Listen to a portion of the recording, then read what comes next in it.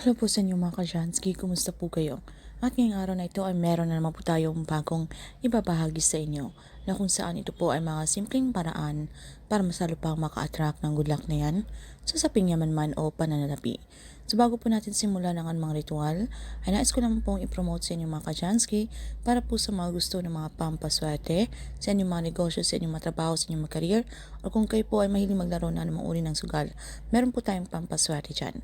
Para po sa mga interesado ay mag-PM lamang po kayo sa akin. So anyway, meron naman po tayong bagong ibabahagi sa inyo na kung kayo po ay mahilig maglaro ng sugal o anumang uri ng kayo po ay mananayan ng loto or ano pa kung online games ba yan, sabong, ito po ay mainam po sa inyo. So pinapaalahanan ko lamang po na dapat ito po ay inyong libangan lamang, meron po kayong mga extra money, hindi po yung tipong inyong mga pera inuubos nyo po dito sa bisyong ito, okay? Dahil hindi po ito, wala po itong magandang maitutulot kung inyo po itong, kung kayo po ay malulong na tipong kayo po ay nagkapaon-baon na sa utang. Kinakailangan na inyo lamang po itong libangan, meron po kayong extra money.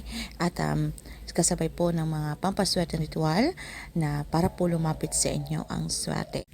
So ngayong araw na ito gamit lamang po yung ating dahon ng oregano at dahon ng laurel. Dito sa ating video na ito ay lagi po nating tinatampok sa ating channel na itong dahon ng laurel ay talagang subok na at ito po ay isang magical herbs na talagang nakaka-attract ng swerte. At lingid po sa ating kalaman na ito rin pong oregano ay isa rin pong mainam na makapag-attract ng swerte mga kajansky. So kinakailangan lamang na malakas po ang inyong paniniwala para ito po ay mag-work sa inyo. So gawin po natin ito sa gabi mga kajansky bago po kayo matulog. Maghanap lamang po kayo ng parte sa inyong pamamahay na kung saan kayo po ay komportable. Pwede nyo pong gawin ang ritual na ito na wala pong mga distraction. So kapag ready na, ay gawin nyo na po ang ritual na ito. So dito po sa dahon ng oregano ay isulat nyo lamang po yung ating secret code number which is 888.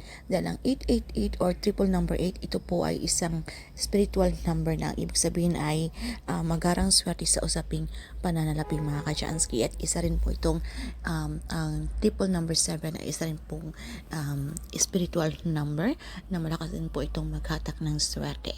So isulat nyo naman po yan sa dahon ng oregano. At dito naman po sa ating dahon ng laurel.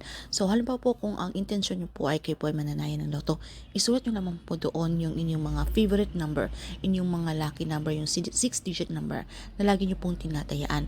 Pero kung kayo naman po ay gusto nyo pong pera, na meron po kayo nalagyan ng pera na gusto nyo i-manifest, pwede nyo pong isulat yung halimbawa 50,000, 100,000. Okay? Depende po sa inyong mga intensyon. So kapag naisulat nyo na po mga kajansky, hawakan nyo lang po itong dalawang ito sa inyong mga kamay at dasalan po natin ito para mas lalo pang ma-activate ang energy. So, kung kayo po ay Katoliko, isang ama namin ay isang sumasampalataya ako. Pero kung hindi nyo naman po kabisado or iba po ang inyong reliyon, ay pwede nyo pong sambitin ang inyong mga personal na dasal. Wala pong problema yan. Basta ang importante mga kajansky, tayo po ay sincere, tayo po ay taos puso kapag tayo po ay nakikipag-communicate kay universe. At sambitin nyo na po ang inyong mga intensyon. Yung ating pong mga intensyon ay yun po yung ating mga kahilingan na ano po yung gusto nating makamit sa ating buhay. At huwag niyo pong limitahan ng inyong mga sarili, especially na po kung alam niyo pong deserve niyo po ang bagay na yan. Dahil kayo naman po ay hindi tamad, kayo naman po ay nagsusumikap sa buhay. Kayo po ay matulungin sa kapwa. So, wala po kayong nilalamangang tao. So, yung mga swerte na yan ay medyo nadidelayed lang or ilap ng swerte. So pagkatapos ay maging positibo, i-claim, i-affirm nyo na po sa inyong mga sarili ang mga swerteng darating. At sambitin po natin yung ating mantra. Thank you universe, now I'm ready to receive the blessings. So ito pong ang ating oregano at ating dahon ng laurel ay inyo lamang po itong isiksik sa inyong ilalim ng inyong mga unan, okay? Pwede nyo po itong ilagay sa mga pulang tela. Ibalot nyo po itong mga kachansky. Dahil kapag binalot po natin ito sa pulang tela, mas lalo pang ma-activate ang energy nito sa pulang tela, okay? And then kinaumagahan mga kajansky, pwede nyo po itong kunin, pwede nyo po itong pasikatan sa sikat ng araw. Kahit ilang minuto lamang, pero dapat between 6 to 8 a.m. lamang po. So, kapag kayo po ay tumayo sa bandang silangan at pinasikatan nyo po ito, ay mag-manifest po kayo ulit sa pamamagitan ng inyong mga isipan na sabitin nyo po uli ang inyong mga intention. And then, pwede nyo na po itong sunugin mga kajansky. Okay? Gamit po ang mga posporo or lighter. Sunugin nyo lamang po ito at ang abo ay isaboy nyo po ito sa harapan ng inyong mga front door or ng inyong main door. So, gawin niyo po itong mga kajansky bago po kayo umalis. Kayo po ay maglalaro o kayo po ay tataya, okay? So, dapat malakas po ang inyong paniniwala dahil pinapraktis po natin dito yung law of attraction. And kinakailangan mga kajansky sa mga itong mga pampaswerte ay dapat sabayin pa rin po natin ito ng pagsusumikap. Hindi po yung tipong wala na po tayong gagawin, tayo po ay magiging tamad, uupo na lamang po tayo sa isang tabi at mag-aantay na lamang po tayo ng grasya.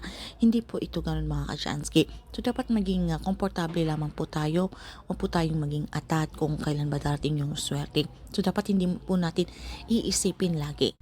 So, i-continue pa rin po ninyo yung mga inyong ginagawa. Alam ba, kung meron po kayong mga negosyo, ay mas lalo pa po kayong mag-isip ng mga ideya, kung paano pa po kayo mas lalo pang umangat, at kayo po ay gumawa ng aksyon, mga pagpaplanong gagawin, kung paano pa po tayo mas lalong or yumaman sa ating buhay. Okay, mga kachansky, tatandaan natin na sa atin pa rin po ang may control at tayo pa rin po ang gumagawa ng ating kapalaran. So itong mga pampaswerteng ito ay isang bonus na lamang at isang gabay o inspirasyon para mas lalo pang lumapit ang swerte na yan. So ayun lamang po ng mga kajansky, kung meron po kayong mga katanungan o hindi masyadong klaro sa topic na ito ay paki-comment na lamang po sa ibaba.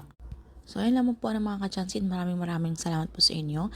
At bago po tayo magpaalam, ay nais ko lang po kayong paalalahanan na dito po sa ating comment section ay marami pong mga nagkalat na mga scammers na kung saan sila po ay nagbibigay ng mga link. At huwag niyo po itong i-click dahil baka po mahack po ang inyong mga account. Hindi po ito sa claw ng Janice Christine Vlogs. Okay? Tayo po ay mag-ingat. So, ayun lamang po ng mga kachansky. Maraming salamat po.